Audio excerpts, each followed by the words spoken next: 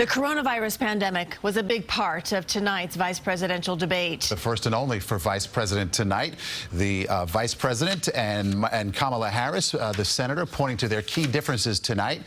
CBS 2's Dick Brennan here now with a wrap-up for us. Dick. Yeah, Maurice and Christine, as you know, vice presidential debates normally don't have a big role in the overall election. But after last week's rock'em sock'em presidential debate, well, it's just possible that voters wanted to focus on the issues. It's been very clear.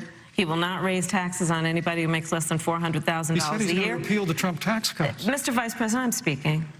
Well, I'm speaking. It'd be important if you said the truth. They were separated by 12 feet and plexiglass, but that didn't stop Vice President Mike Pence and Senator Kamala Harris from mixing it up. Is he only going to repeal part of the Trump tax cuts? If you don't mind letting me finish, we can then have a conversation, okay? Please. Okay.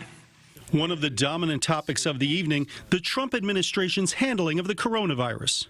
The American people have witnessed what is the greatest failure of any presidential administration in the history of our country. And our nation has gone through a very challenging time this year. But I want the American people to know that from the very first day, President Donald Trump has put the health of America first. President Trump says he's recovering from the virus and today released a video from the White House. I think this was a blessing from God that I caught it. This was a blessing in disguise. The two candidates disagreed over whether they would take a coronavirus vaccine. The doctors tell us that we should take it. I'll be the first in line to take it, absolutely. But if Donald Trump tells us that we should take it, I'm not taking it. The fact that you continue to undermine public confidence in a vaccine, if the vaccine emerges during the Trump administration, I think is unconscionable. The candidates also addressed the issue of race in America and what the president has said about it.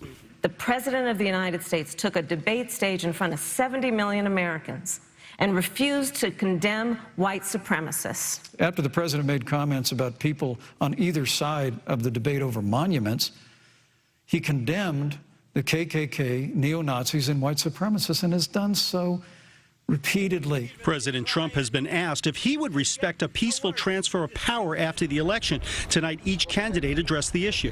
Joe Biden has a deep, deep-seated commitment to fight for our democracy and to fight for the integrity of our democracy and to bring integrity back to the White House. But when you talk about accepting the outcome of the election, I must tell you, Senator, your party has spent the last 3.5 years trying to overturn the results of the last election. Now, President Trump tweeted throughout the debate and not surprisingly said the vice president was doing great.